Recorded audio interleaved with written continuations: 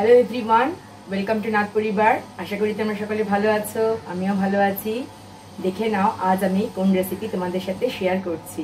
এখন বাজারে কাঁচা আমের সাথে সাথে পাকা আমও কিন্তু নজরে আসছে, তাই ভাবলাম আজ আমি তোমাদের সাথে পাকা আমের একটা রেসিপি শেয়ার করব। আজ পাকা আমের যে রেসিপি তোমাদের সাথে শেয়ার করব সেটা খুব তাড়াতাড়ি তৈরি হয়ে যাবে আর খেতেও অসাধারণ। তৈরি করে দেখাচ্ছি ম্যাঙ্গো ডিলাইট বা পাকা আমের বল, সাধারণ ভাষায় বলতে গেলে পাকা আমের নাড়ু। নামটা যেমন মজাদার, খেতেও কিন্তু অসাধারণ। ম্যাঙ্গোর এত সুন্দর ডেজার্ট যে এত অল্প সময়ে তৈরি করা যায়, তোমরা যদি ভিডিওটা প্রথম থেকে না দেখো তাহলে বুঝতে পারবে না। দেখে নাও কিভাবে আমি তৈরি করছি easy and quick mango delight. এদিকে দেখো আমি একটা আম নিয়ে নিয়েছি। ফার্স্টে আমটা আমি ধুয়ে কেটে নেব। দেখতেই পাচ্ছ আমের একটা দিক নিয়ে নিয়েছি। এবার আমি এইভাবে আমটা কেটে নেব,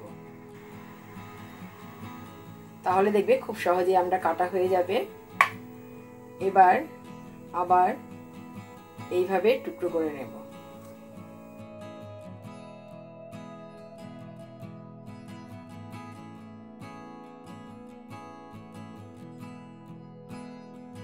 ঠিক একইভাবে আমের আরও একটা পিঠ আমি কেটে নিচ্ছি।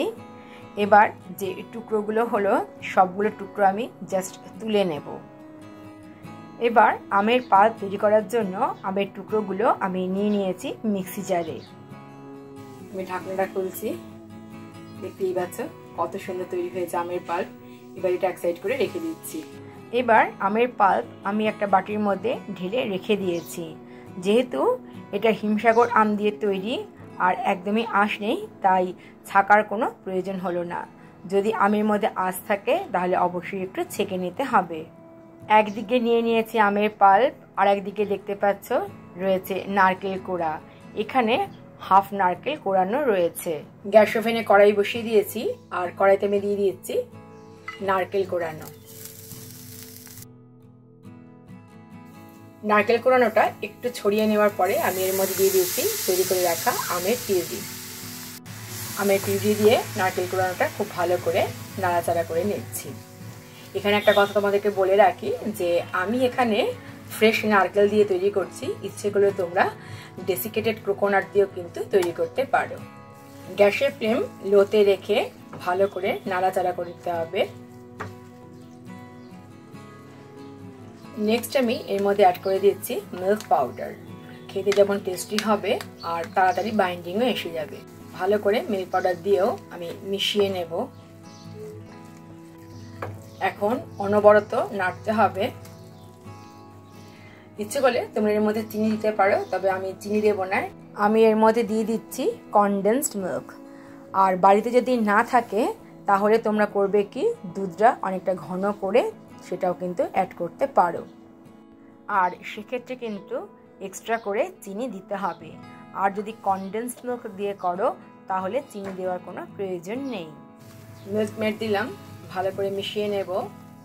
মিল্ক মেড বাড়িতে না থাকলে চিনি দিলেও হবে, তবে মিল্ক মেড দিলে কি হবে বলো তো, বেশি টেস্টি হবে। গ্যাসের ফ্লেম মিডিয়াম টু লোতে রেখে অনবরত নাড়তে হবে যতক্ষণ না ড্রাই হয়ে আসছে।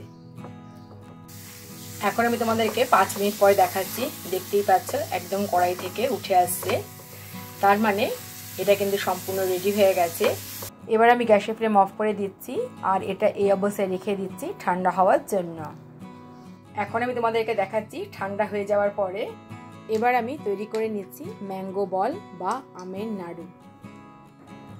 আমি মিডিয়াম শেপের তৈরি করে নিচ্ছি ম্যাঙ্গো বল বা আমের নাড়ু। দেখতেই পাচ্ছ এইরকম হয়েছে। রেখে দিচ্ছি একটা প্লেটের মধ্যে। এইভাবেই সবগুলো তৈরি করে তারপর তোমাদেরকে দেখাচ্ছি। দেখতেই পাচ্ছ 7টা বল তৈরি হয়েছে। ইচ্ছে করলে এভাবে তোমরা খেতে পারো, এটাও কিন্তু অসাধারণ লাগবে। এবার দেখতে যেন অ্যাট্রাকটিভ হয় তার জন্য কি করছি দেখে নাও। নিয়ে নিয়েছি কাগজের প্যাকেট যার মধ্যে সন্দেশ রাখা হয়। এগুলো দিয়ে আমি কি করব বলো তো, সার্ভ করব, তাহলে দেখতে খুব ভালো লাগবে। এখানে আমি নিয়ে নিয়েছি ডেসিকেটেড কোকোনাট। এবার তৈরি করে রাখা ম্যাঙ্গো বল আমি ডেসিকেটেড কোকোনাট দিয়ে ভালো করে কোট করে নিচ্ছি। দেখতেই পাচ্ছ অসাধারণ লাগছে। একটা প্লেটের মধ্যে আমি সুন্দর করে এগুলো সাজিয়ে নিয়েছি। এবার এক একটা বল তৈরি করে আমি রেখে দিচ্ছি এর মধ্যে। এইভাবে সবগুলো ম্যাঙ্গো বল তৈরি করে আমি তোমাদেরকে দেখাচ্ছি। দেখতেই পাচ্ছ সবগুলো তৈরি করা হয়ে গেছে। কত সুন্দর লাগছে দেখতে না? সাধারণভাবে মনে হবে যেন এটা কোনো একটা মিষ্টি দেওয়া হয়েছে, তবে এটা যে একটা ম্যাঙ্গো ডেজার্ট সেটা কিন্তু ধরার কোনো উপায় নেই যদি না ভিডিওটা প্রথম থেকে শেষ পর্যন্ত তোমরা দেখো। ম্যাঙ্গোর এত সুন্দর ডেজার্ট যে এত অল্প সময়ে তৈরি করা যায়, তোমরা যদি ভিডিওটা প্রথম থেকে না দেখো তাহলে বুঝতে পারবে না। আর এটা দেখতে যেমন অ্যাট্রাকটিভ, খেতেও কিন্তু অত্যন্ত ডেলিশিয়াস। তোমাদের কাছে অনুরোধ রইল একবার এভাবে তৈরি করে খাওয়ার জন্য।